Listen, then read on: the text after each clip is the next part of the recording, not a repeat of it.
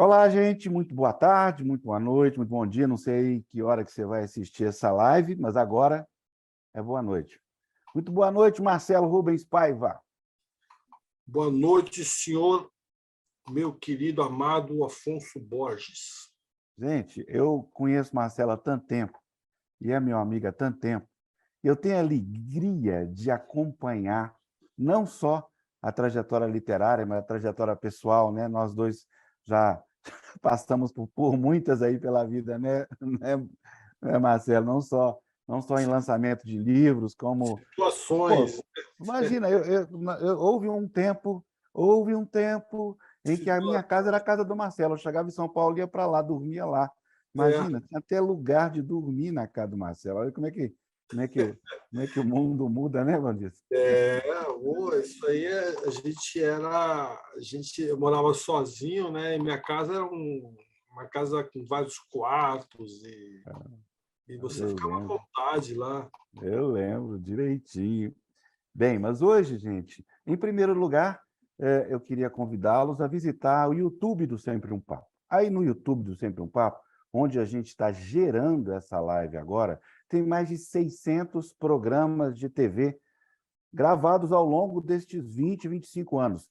Eu digo sempre, desses 30, eu digo 25 anos, que é quando a gente começou a gravar, mas o Sempre um Papo tem 36 anos de trabalho, como você sabe. 36, mas eu fico brincando que nós estamos ali ainda no 34, esses dois anos e meio de vida que a pandemia nos extraiu, né? Nos tirou, nos jogou nesse mundo de telas e vidros aí, o qual a gente está conversando agora, mas que também proporcionou uma maior dispersão de ideias, uma maior possibilidade de encontros, é claro que via virtual. Mas nós estamos passando disso e brevemente vamos estar aqui, né, Marcelo? Novamente em Belo Horizonte, aqui, como você sempre fez, como fez durante toda a sua vida, vindo encontrar com os leitores, conversar com as pessoas sobre literatura, coisa que você fez muito bem em todos esses anos, desde Feliz Ano Novo, Feliz Ano Velho, né? Isso Então, aí, Marcelo, adoro, adoro. Me chama que eu vou. pois é, nossa, nós já passamos por cada um. Eu lembro aquela vez que a gente fez um evento lá no Minas Centro, aí fui eu passear com a cadeira de rodas do Marcelo. Só que esse cara já estava inaugurando a cadeira de rodas motorizada e ele me Ah, botou atrás da cadeira e andou a 40 por hora. Gente, eu tenho medo até hoje, quando eu lembro. Esse cara, 40 por hora. 40, gente, num carro é pouco, mas numa cadeira de rodas é uns 150 num carro.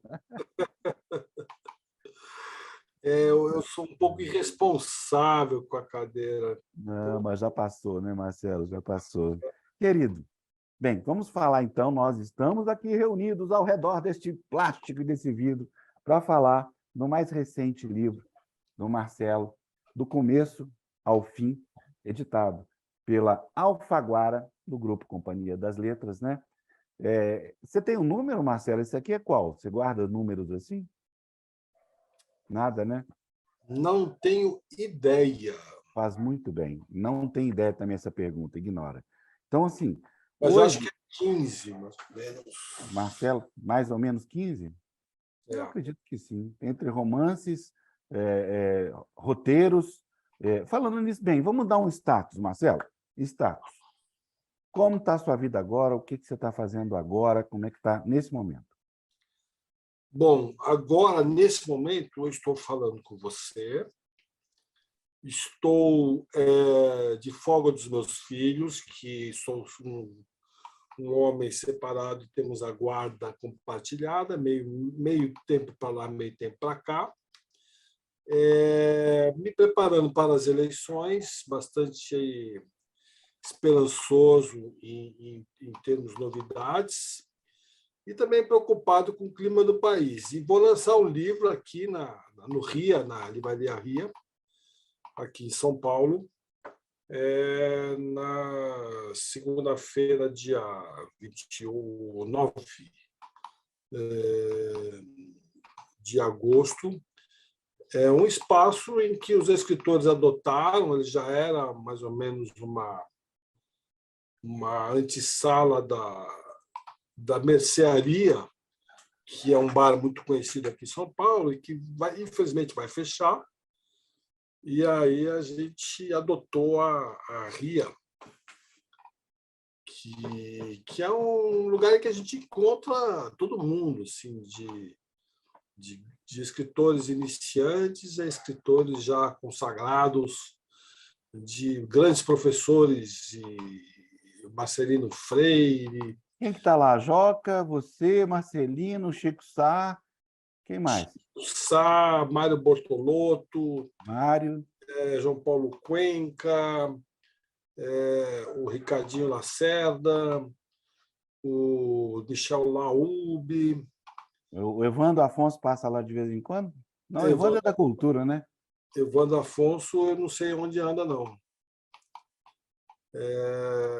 Mas é essa literatura para Paulo Lins, quando alguém leva. O Marçal anda sumido, o Marçal Aquino anda meio sumido. Trancado dentro de casa. Aquilo ali não sai de jeito nenhum. É mesmo? Já falei com ele. Por que será, hein? Primeiro que ele gostou. De ficar em casa. Gostou da pandemia. Segundo que ele está neurótico, como sempre, como tem uma banda de gente aí que ficou neurótica com a pandemia. O problema da pandemia, eu fico brincando que hoje o problema da pandemia é o oxigênio. Como não dá para fugir disso, você tem que se virar. Você sabe que a pandemia ela não causou muita estranheza com os escritores, não, entendeu? Pelo contrário, ufa, dá tempo, mas não preciso me sentir culpado de não ir no lançamento do livro de fulano, na estreia da peça de cicrana, posso ficar em casa, não tem mais isso, né? Não, e outra, né? A rotina do escritor é ficar em casa na frente do computador durante dias, horas, meses, escrevendo. Então, Exato. o ponto central não mudou, né? Não, e esse livro que eu estou publicando agora, ele é fruto da pandemia. Ele veio eu já estava escrevendo ele antes, e na pandemia eu fiquei calma, escrevendo, de boa. Então, vamos falar dele, vamos mergulhar. Como é que você situa esse livro aí na sua obra? Olha, a minha obra começou com uma autobiografia bastante íntima, com muito mais verdades do que invenções, né? Em que era praticamente um desabafo, né, daquilo que estava me acontecendo, um proposital desabafo, era quase um livro militante, não só do cadeirante, né, de uma pessoa que da posição de bonitinho da Unicamp virou um cadeirante, né, da posição de, como se fala hoje em dia, de privilégio, virou discriminado, né? Mas também como um membro ativo do movimento estudantil, que lutou na ditadura, uma família muito envolvida na ditadura, vítima da ditadura, e principalmente da chamada geração Coca-Cola, a geração AI-5, que era uma geração considerada uma geração alienada e que sofria muito preconceito em relação às suas posições políticas. Não era uma geração ligada à esquerda tradicional, à esquerda armada, nada disso, pelo contrário, e que propunha mudar o mundo via cultura, né? E aí e por conta disso era uma geração que tinha sofria muito preconceito. Nós não tínhamos espaço para nos exprimir, né? Veio o rock, no ano em que eu lancei o Feliz no Velho, 1982, vai fazer 40 anos esse ano, veio a Blitz, veio os primeiros discos compactos do Ira, dos Titãs, veio o Festival do Fim do Mundo, que é um festival punk que teve em São Paulo, muito marcante e muito transformador. E o Maluco de Bicicleta se enquadra nessa nova cultura que os jovens estavam propondo, que vinha desde o Trate-me-Leão também. O Trate-me-Leão é uma peça que nos representava muito bem. A peça do grupo Asdrubal trouxe o trombone. Asdrubal. É de antes, né? O Trate-me-Leão ele é de 79. Asdrubal 79, 80. 79, 80. Mas daí veio o Circo Voador, que também foi um espaço cultural de muita relevância. Mas o Começo ao Fim entrou nesse contexto aí. Então, daí uma espécie, pelo que eu senti no seu texto, do que eu li, não é um segmento, mas é um ponto, talvez um ponto e um travessão, dizendo assim, alguma coisa mudou, né? Você não acha?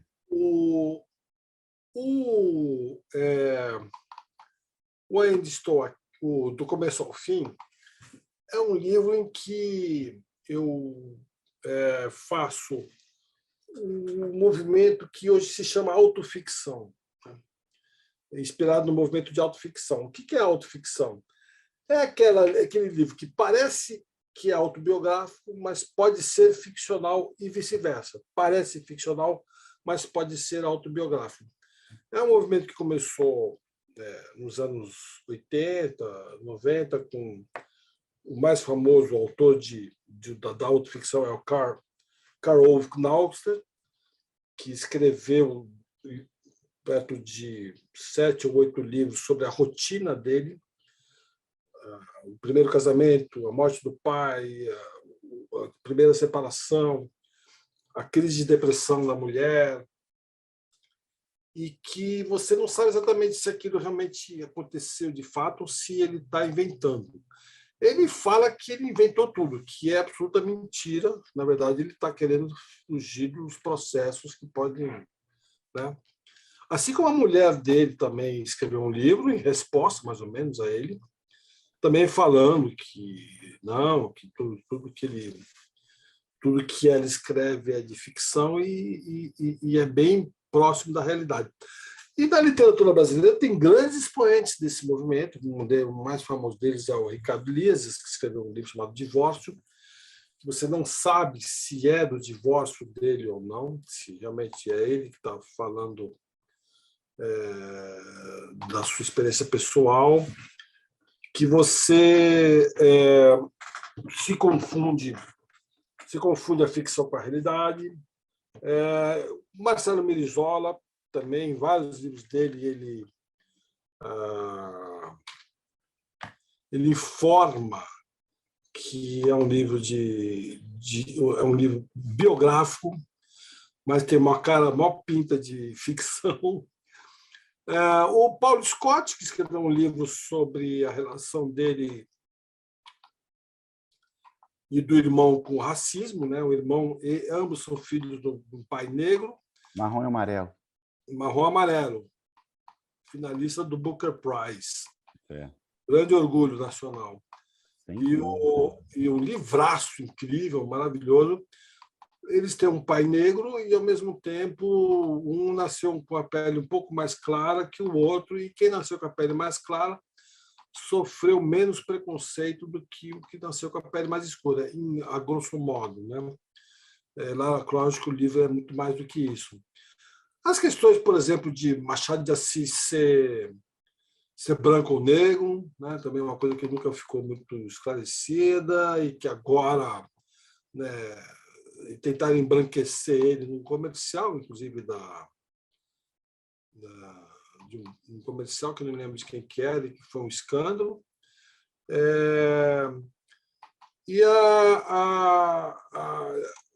livros do Julian Fuchs também, que narram um drama familiar muito forte E depois escreve um livro de uma experiência que ele teve ao morar numa ocupação. E eu acho que a literatura, ela, hoje em dia, talvez pelo rompimento daquilo que é público e privado, da autoexposição das redes sociais, a gente já está meio sem a dimensão do que é a nossa privacidade, em que as pessoas mostraram, inclusive, as suas casas. Né? Eu estou mostrando aqui minha casa, né?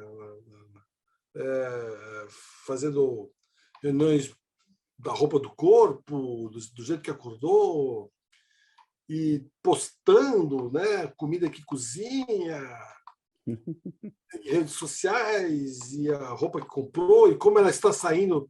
Eu adoro aquela foto da pessoa que entra no elevador e tira uma foto dela se olhando no espelho. Né? Eu acho, tipo assim, estou indo ao casamento. Parece que sempre roupa de casamento. Né? Estou indo Não, é sempre roupa que está indo fazer ginástica. Opa. E aí a gente já não sabe mais o que é, né? O que é pose. Eu quero te trazer para o livro um pouquinho. Então, a literatura entrou nessa onda também. A gente não sabe mais o que é pose, o que é fingimento e o que é real. Mas, de qualquer forma, a literatura é sempre um instrumento para dizer o que você está pensando, para dizer o que você está querendo, Exatamente. Principalmente o que você deseja com relação à sociedade. Né? Então, tem no trecho aqui da página 39, eu lasquei um pedaço aqui que você fala sobre a questão acho que é a própria questão do existencialismo. Né? Eu não sabia porque estava ali, não sabia porque existia. Como Deus e a imortalidade não existem, é permitido ao homem novo se tornar um homem-deus, disse o gênio russo. Aí prossegue um pouquinho mais, e mais abaixo, o Marcelo, você fala ali sobre os séculos e avanços da ciência provaram que a Terra será engolida pelo Sol. Né? Mais abaixo um pouco, o nível do mar vai nos afogar, a água potável vai desaparecer, radiação sem a camada protetora vai nos fritar, o famoso peido do boi, né? Vai poluir a atmosfera, etc. Porra, que saco! E aí eu faço a pergunta para você, que você fez para mim, leitor. Como ser feliz assim? Bom, meu caro Afonso, nós não temos esse problema. Nossos filhos e nossos netos que terão que encarar essa encrenca que foi criada para eles, né? Porque a temperatura da Europa, você viu, né? Já está atingindo graus de insanidade, né? Rios secando, rio na China, rio na Alemanha, rio nos Estados Unidos. Hoje, a capa ou do Estadão ou da Folha, acho que da Folha, é um rio seco dos Estados Unidos, mostrando pegadas de dinossauros. Apareceu semana passada um rio seco da China, a semana retrasada um rio seco, o Danúbio, né? A secura do Danúbio revelando navios. Não, os rios na região de Avignon, na França, que eram navegáveis, sem nada.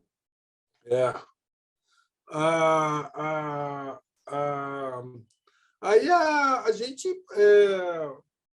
se pergunta se chegou a hora, né? Se chegou a hora de um mundo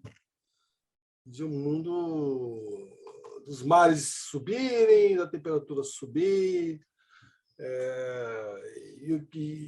Só que você, Afonso, quando a água acabar, a gente já vai estar debaixo da terra, provavelmente. Muito, mas me dá aqui, vamos dar um ataque breve aqui de insanidade, que é o seguinte, Marcelo, por que esse pessoal não se toca? Vamos além.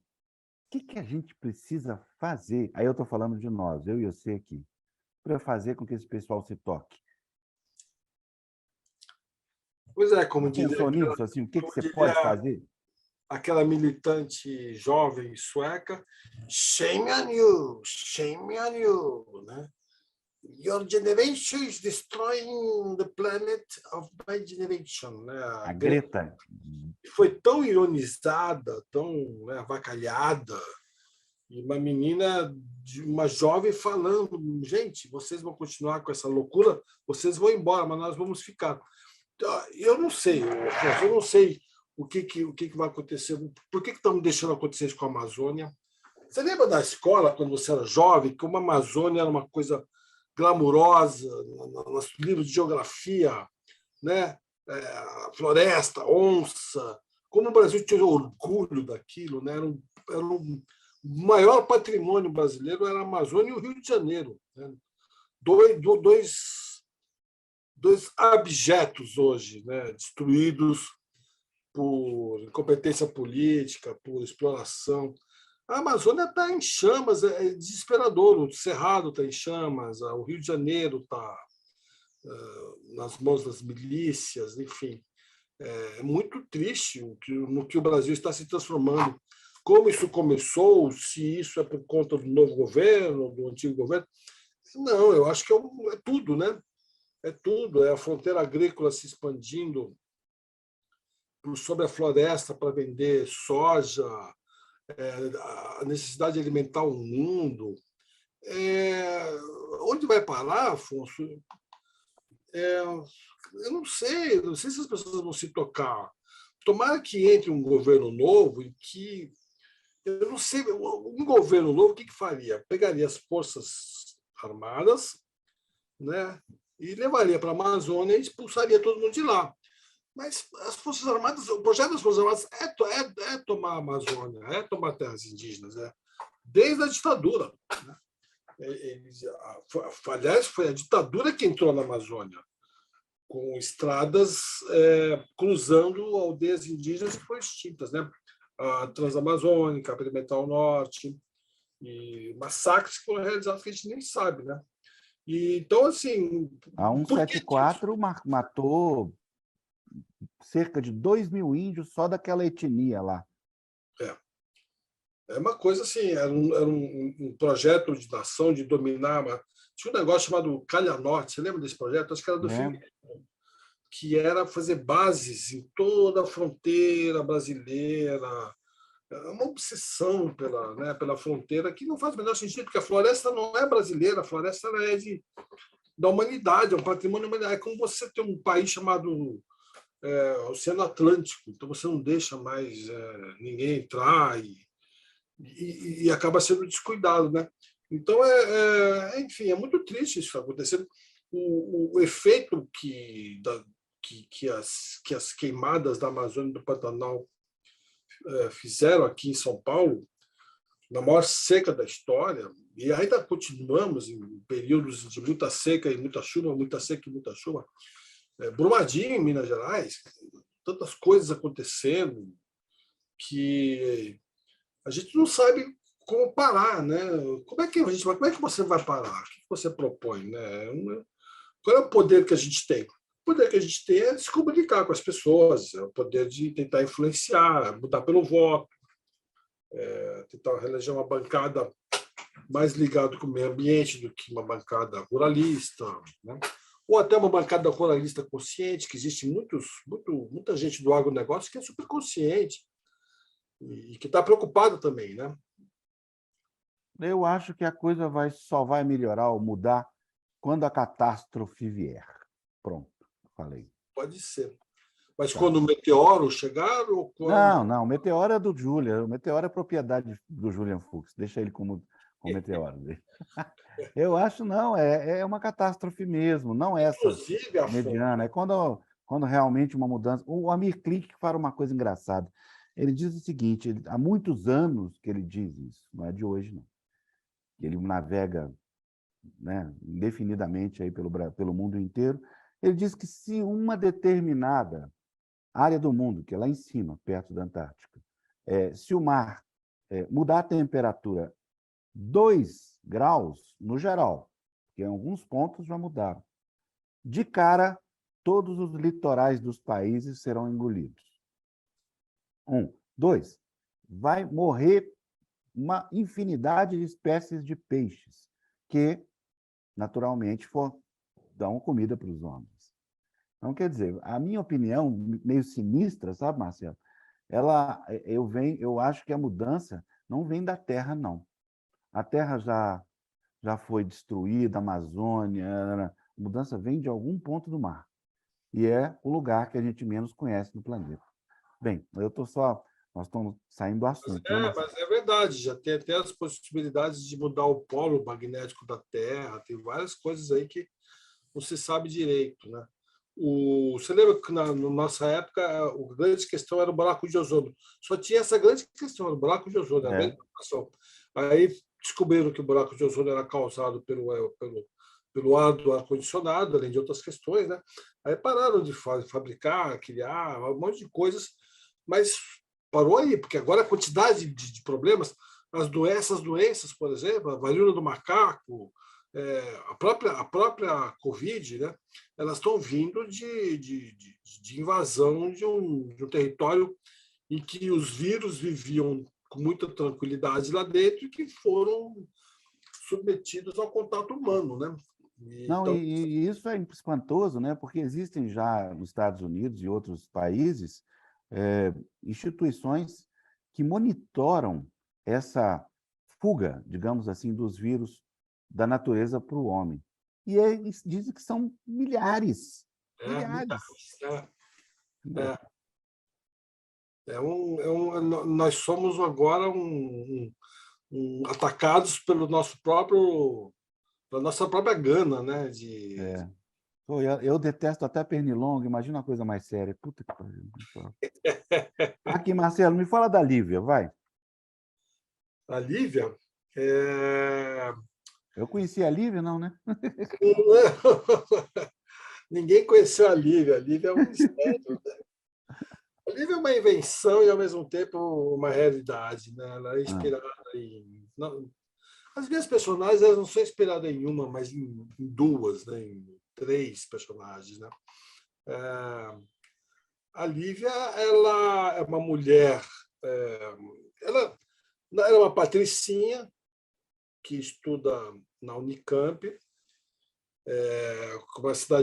uma universidade na época bastante alternativa, era anos 80, e toda ela com roupa de grife, e um peixinho fora d'água. E que se apaixona pelo mais maluco da faculdade e vice-versa. O mais maluco da faculdade se apaixona por ela.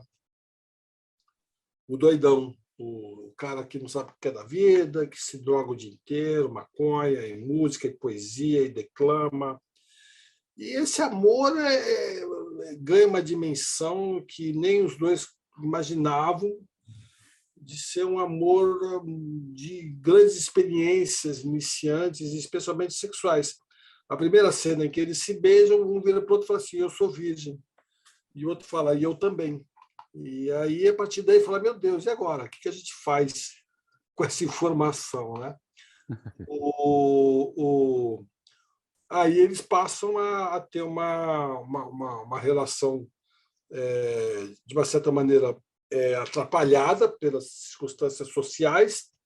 Ela é de uma família rica, tradicional campineira, e ele é de uma família mais liberal, e ele é de São Paulo, ele tem uma educação mais liberal, e ele é de esquerda e ela é de direita, mais ou menos, e que não dá muito certo, mas aquele amor nunca acabou assim definitivamente. Eles se reencontram 30 anos depois. E se reencontram em momentos inversos. Ela está trabalhando no projeto do PT, do projeto do governo Dilma, que chama Luz para Todos, e ele é um cara mais cético, politicamente cético. E não só mais virgens, que se casaram, tiveram filhos e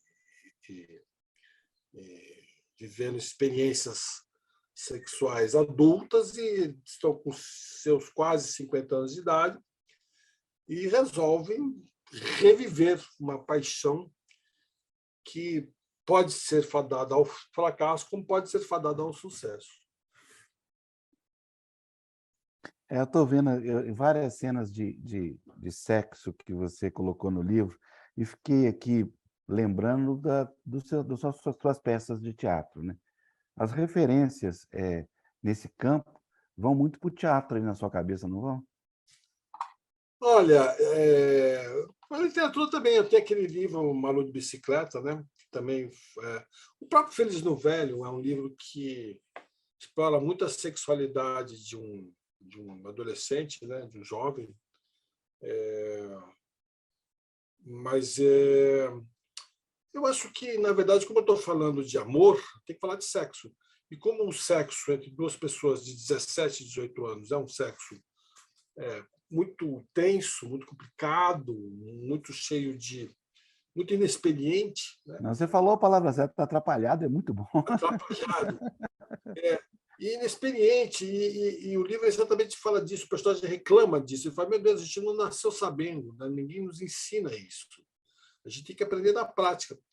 E não é bom, né? Eu não conheço uma garota que diga que a primeira relação que ela teve na vida foi fantástica e ela viu estrelinhas e vice-versa. E, de repente, eles se encontram, 30 anos depois, maduros sexuais. Então, ao mesmo tempo que eu falo desse tabu, que é o tabu da virgindade, eu também falo do tabu do etarismo, do tabu dos homens, das pessoas mais velhas, das mulheres, especialmente, que têm uma vida sexual absolutamente plena e fantástica. Não sei por que sai matéria em jornal analisando a vida sexual da mulher depois dos 40 anos. Meu Deus, depois dos 40 anos que começa a vida sexual da mulher.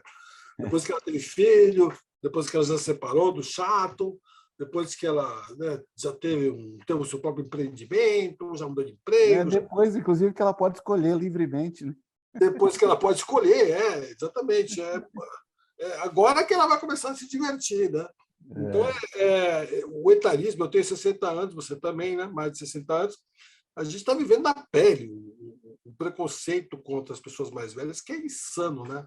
A vida sexual do homem de 60 anos, meu Deus do céu, a vida sexual do homem de 60 anos é melhor do que a do homem de 18, com certeza. Muito melhor. A gente sabe fazer as coisas, a gente sabe medir Não, as coisas. você pode começar pela questão física, né? Só lembrar onde é que a gente fazia sexo. Onde? Cada história de horrorizar, né? Dentro do carro, no elevador, escondido dos pais. Não, eu falo, falar que hoje com um jovem que a gente fazia no motel, ele pergunta, motel? O que é motel? Não é hotel que você está escrevendo errado, não? É motel mesmo. Não existe mais motel, né? Existe ainda motel? Olha, de vez em quando eu vejo uns por aí, mas não sei para que serve mais não. Vai que é para dormir só. Mas vem cá, voltando para esse amor que você contrastou nas idades, né? Agora com 63 aí, nossa, você está com 62, né? O 63. Você está com quantos anos? 60. Chego lá, pode ficar tranquilo. Você é mais novo do que, mas você é de 61. 2. Olha só. Ué, não lembra, não? 62. 62. Mas fala um bom. Você é daquela geração, nasci em 62, nasci em 62. Eu não vi Kennedy morrer. Famosa geração, foi uma das gerações mais iluminadas que tem, né? Que pegou a ditadura de Soslaio. E que viveu o rock brasileiro na veia, né? Exatamente. Mas voltando para o livro, né? Como é que foi como é que você tomou essa decisão, Marcelo, de sair desse campo de livros factuais que você vinha escrevendo, né? Você escreveu 3 seguidos, né? Enfrentando, não vou manter o verbo, enfrentando mesmo os acontecimentos da sua vida frente ao país, não é? Vamos falar desses 3 livros, né, que você fez sobre a história do seu pai, sobre a sua história, não foi? São 3 livros, porque eu também tenho aquele livro que eu falo do rock dos anos 80, né? O livro que eu escrevi com o Clemente, Meninos em Fúria, que também fala da época da ditadura, né? Da época que os punks eram perseguidos e a polícia fechava as boates, né? Olha, na verdade, assim, esse também é um livro factual, mas assim com ares ficcionais, né? Ele não tem, a pessoa tem dúvida ali de se realmente aquilo aconteceu ou não, ou tem dúvida de que eu posso estar também ali na ponta da caneta enganando o leitor com aquilo aconteceu, mas eu não vou dar pistas de que aconteceu porque eu não quero prejudicar ninguém, não quero que ninguém se ofenda, tal. Mas eu acho que hoje em dia, com a maturidade, eu já desisti de separar o que é ficção da não ficção, entendeu? Eu já desisti de ficar preocupado com aquilo que eu vivi, não se transformar em literatura ou não. Eu acho que eu abri as porteiras mesmo da minha privacidade para o leitor, sabe? E estou adorando. Já vou escrever um próximo livro que é menos ficção ainda, que é sobre a minha paternidade. Isso aí é uma encomenda do meu editor, o Schwartz, que teve essa ideia brilhante de eu falar da minha paternidade. E aí já eu fui vender uma história de um livro para ele, ele me revendeu outra e eu comprei a história dele e já comecei a escrever. Mas você tem muito a dizer, né? Você primeiro foi pai velho, né? Pai-avô, Primeiro não pai foi? velho, fui pai velho e que também sofre muito preconceito, né? Você sabe disso. Claro. Outro dia o meu filho falou na escola que eu sou o pai mais velho da turma, um pouco decepcionado, e eu falei, Dani, esse problema é seu, né? Isso é uma Ah, coisa da idade também, né? Problema é seu, você que vai ter que resolver esse seu problema na sua terapia, e eu estou feliz comigo mesmo, né? Mas e pai cadeirante, né? Que é outro também, outra mas, particularidade mas os meninos sofrem preconceito por isso? Não, né, Marcelo? ainda não, mas talvez sofram no futuro. Talvez sofram, como Ou o a meu. palavra não é preconceito? Porque a palavra preconceito também ela é muito restritiva, né? A palavra pode ser característica, pode ser diferença. Diferença é melhor, né, Marcelo? É preconceito mesmo, Afonso, é preconceito mesmo. Porque a criança. Eu sou a atração da escola. Quando eu chego lá, as crianças sobem em cima de mim e querem conhecer minha Ah, cadeira de você adora, rodas. Marcelo. Isso você adora, não tem Adoro, dúvida. eu amo. Inclusive, eu levei uma dura uma vez da professora, que eu atrapalhei, porque as crianças subiam todas em cima de mim. E eu falei: olha, desculpe, mas você está sendo injusto, porque o grande prazer de um cadeirante é de ser amado por crianças. Você está me tirando esse prazer para uma questão, sabe, pessoal que não vem ao caso. E o meu carro, né? Que você lembra do meu carro, né? Que era uma van Claro. com elevador, e todo mundo quer apertar o botão, quer subir, quer descer, quer abrir, todo mundo quer ir no meu carro. Enfim, tem a vantagem também do papai cadeirante. Mas tem o dia a dia do papai cadeirante que é muito particular e muito interessante, porque meus filhos sabem que eu tenho limitações, e por eu ter limitações, eles têm que se virar. Né? É isso que eu ia dizer. Por exemplo, Eles os têm que meus ser, filhos, eles são diferentes. eles são diferentes, eles lavam louça, eles cozinham, eles desde criança eles têm que tomar Não, e banho. tem uma rotina de vida também. Você acorda, vai fazer sua fisioterapia, né? Tem uma rotina bem diferente, né? Tem que fazer e cuidar da saúde, fazer natação e tal. Mas assim, eu acho que o principal é isso, eu percebo que meus filhos eles estão muito mais autônomos do que outros filhos. Né? Eu lembro, eu postei uma foto do meu filho lavando louça no final de semana e coloquei, não preciso nem pedir. E uma amiga minha ficou triste, porque, nossa, meu Deus, meu filho nunca lavou uma louça na vida, tal. E eu, puxa, caramba, mas será que você não pode, né, você resolver esse problema, né?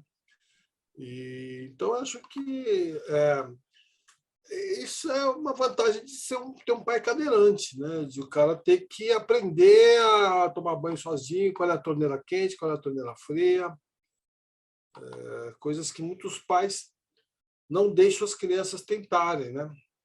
É, E mas meu filho domingo ele pegou, ele fez eu pedi para ele fazer um bolo sábado. Ele faz bolo, ele tem 8 anos, faz um bolo delicioso. Eu compro tudo para ele de bolo, tal, eles já entendem tudo de bolo. Escolhi o sabor, eu quero esse aqui, sabor de coco. Tinha coco ralado, e ele fez o bolo, eu deitei, tirei uma soneca, assisti um futebol. Aí ele veio com um bolo quentinho, aquele cheiro de bolo quente, sabe? Aí comemos o bolo, tal, não sei o que, tal. Chegou a noite, estava bolo é uma sujeirada desgraçada, formiga vem, né, tal. E aí ele pegou uma cadeira, se levantou, subiu em cima da cadeira e começou a lavar a louça sozinho. Normalmente eu pedia para lavar a louça. Na pandemia, por exemplo, nós não tínhamos ninguém, né? Era eu e eles, né? E a mãe dividindo a guarda comigo. Então, assim, eles tinham que cozinhar, fazer ovo, salsicha. É fascinante, né? Eu acho muito legal. A minha irmã francesa, ela tem uns filhos que cozinham desde pequenininho. E eu sempre morri de inveja disso. E a mais velha, que tinha 8, cozinhava para o menor, que tinha 4, sabe? A minha irmã não tinha babá, né? E aí não tinha a diarista, como a gente tem aqui no Brasil, né? Na França não existe isso. Então, eu sempre pensei em passar isso para os meus filhos. Sim. Do ponto de vista contrário, quais são os grandes problemas que você enfrenta? Olha, É da ordem pessoal ou é realmente da ordem do preconceito? não, os dois, né? Quando o filho fica doente, aí eu tenho problema. Por exemplo, outro dia, um filho meu passou mal na escola, eu estava sem carro, estava chovendo, eu teria que pegar, ou ir a pé, ou pegar um metrô ou um ônibus para ir até a escola, eu ia levar uns 15 minutos, e eu ia ter que voltar com meu filho doente, ou no metrô, ou a pé, ou no ônibus. Eu liguei para a mãe não atendeu, estava trabalhando, liguei para minha irmã, não estava, aí liguei para minha vizinha. E ela foi imediatamente. De fato, o menino estava passando mal, estava doente. Então, neste momento, você vê como a fragilidade física prejudica, não a fragilidade, mas as limitações físicas prejudicam uma coisa de emergência, assim, que talvez. Mas também ajuda, viu, Afonso? Porque, por exemplo, um dia meu outro filho bateu a cabeça e abriu a cabeça. Tipo, abriu e voava sangue. E eu olhei, tinha um talo na cabeça dele. Eu falei, meu Deus do céu. E a primeira coisa que eu pensei, coloquei um gelo. Meti um gelo em cima. Meti um gelo em cima, gás, gelo. Tirava, sangrava, metia o gelo. E, meu Deus, o que eu faço? O que eu faço? O que eu faço?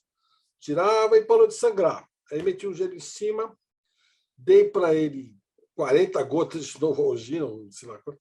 Via, quando tirava o gelo, tinha parado de sangrar, metia, parou de sangrar. Isso já era 12, 3 ou 3 da manhã, né? Já estava assim, não tinha a quem recorrer. O que um pai normalmente teria feito? Teria levado ele ao pronto-socorro. Eu não levei ao pronto-socorro. O que no pronto-socorro fariam? Dariam pontos. Mas eu vi que tinha parado de sangrar. Eu falei, então não precisa de ponto, né? No dia seguinte, finalmente achei a médica dele. Aí ela falou, agora não adianta mais levar para o pronto-socorro, para o pronto-atendimento, porque o ponto se dá nas primeiras 6 horas, para não infeccionar, mas agora vamos ver.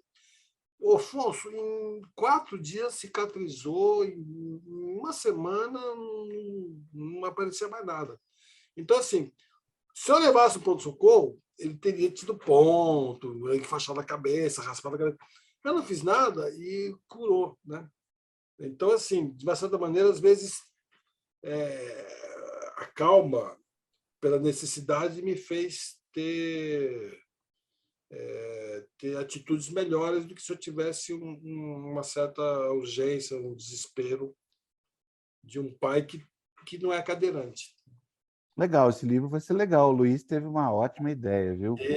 Nós nos encontramos já em alguns momentos, você com as crianças, e eu sempre fiquei pensando, putz, como é que o Marcelo lida com isso diariamente, né? Porque, pô, menino é menino em qualquer lugar do planeta, né? Seja o que jeito você tem for. meninas, né? Você é Eu tenho criança de 3 menina. mulheres, 3 meninas, né? Meninas 12, 22 e 23. Então, tá com já 12 já. passei por isso aí, né? É. Já passei por isso. Marcelo, como é que você está escrevendo hoje? Você tá já entrando no roteiro, já está em outros projetos? O que está rolando? Olha, eu estou mais ligado, eu vou ter me ligar mais em literatura. Eu acho que o Tá? cinema brasileiro deu uma parada, né, por conta Não, dos. é só esclarecer para quem está nos assistindo, é porque Ah, a vida do Marcelo, em certo momento, né, da criação, ficou muito focada em roteiro e cinema, né, Marcelo? foi.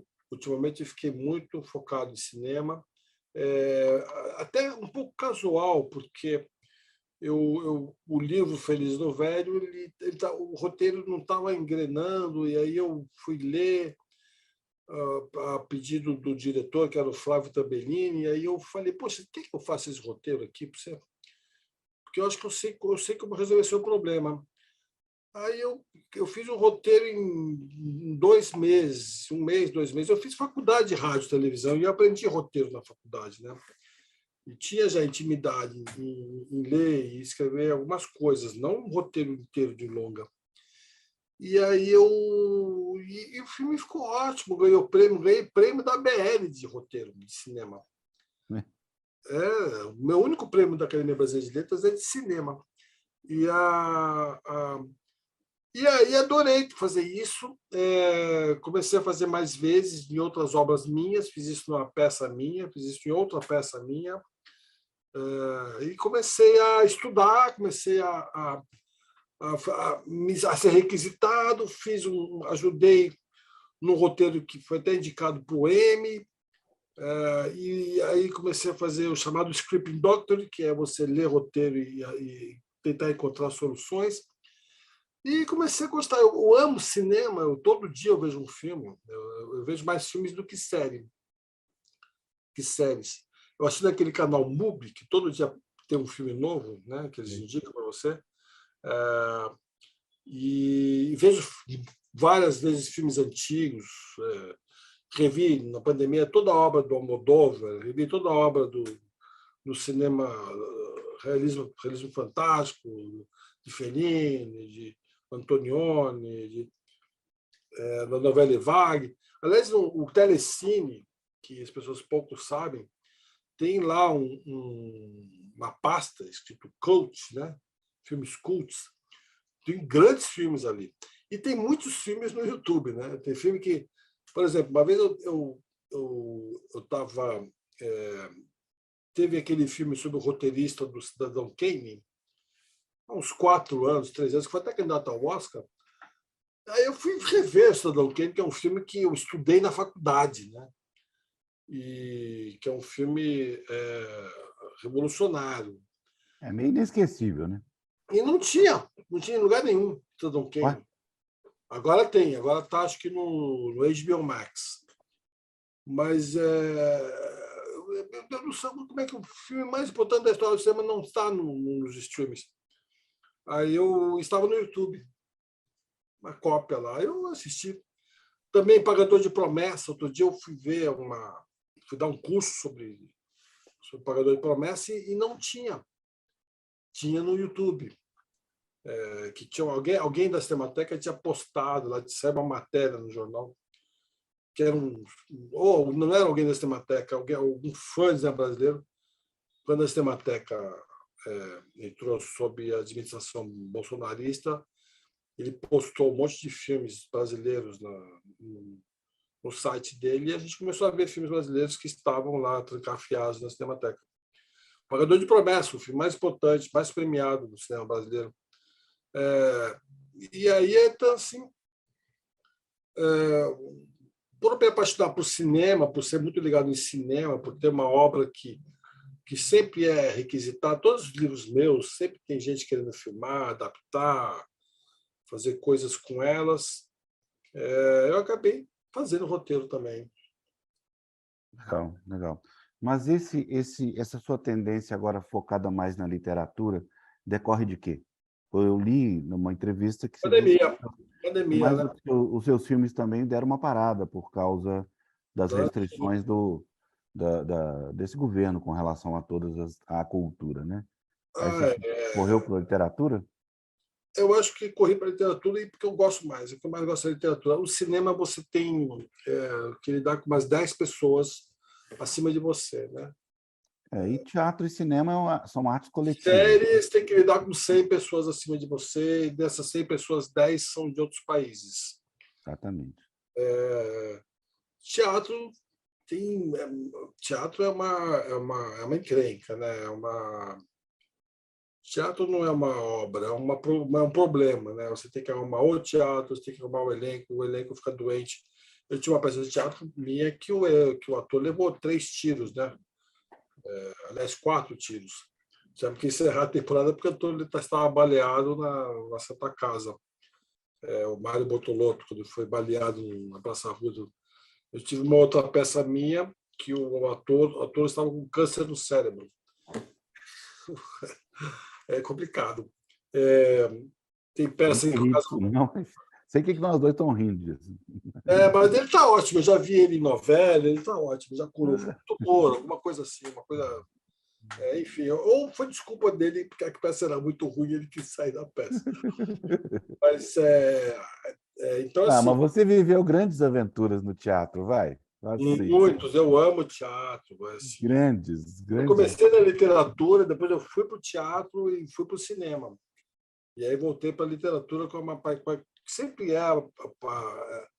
a literatura é eu e meu editor, né? Eu trabalho agora no grupo Companhia das Letras, que comprou a Objetiva, da qual eu fazia parte, do qual eu fazia parte. E agora eu tenho grandes editores, né? O Martina Suzuki, o Luiz Schwartz, o Marcelo Ferroni, grandes parceiros, né? Então assim também e eles me dão carta branca, assim, apesar de eu aceitar os palpites, como esse, por exemplo, eu fui vender um projeto para o Luiz Schwartz e ele me falou, não, escreve sobre isso. E na hora, isso a gente estava no restaurante. E na hora eu falei, meu Deus, veio o livro na minha cabeça toda. Assim, eu falei, genial. E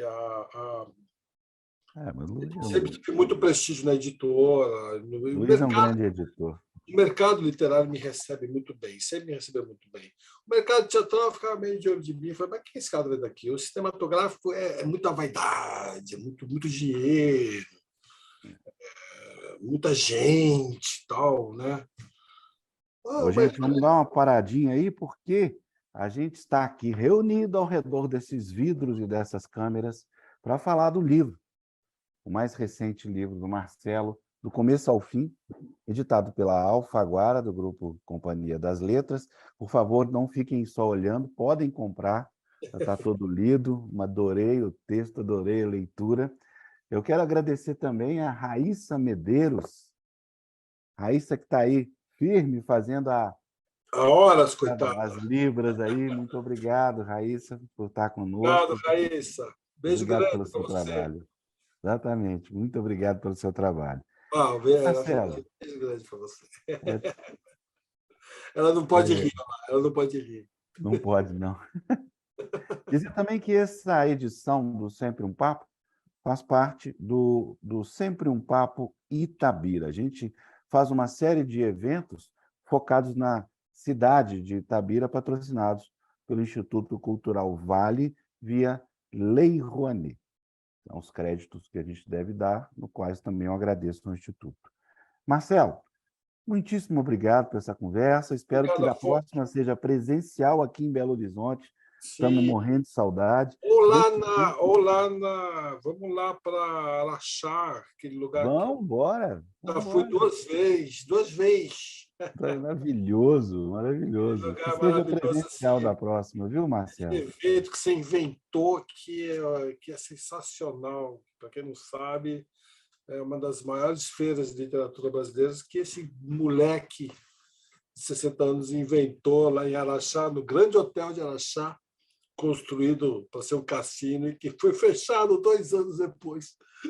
Exatamente. O E vai cassino foi acontecer. fechado. Ano que vem nós estamos lá, de 20, até definir a data, entre 21 e 25 de junho, lá sempre patrocinado pela CBMM. Já tem 10 anos. O Flieraxá, ano que vem, fará 11 anos de Ó, trabalho.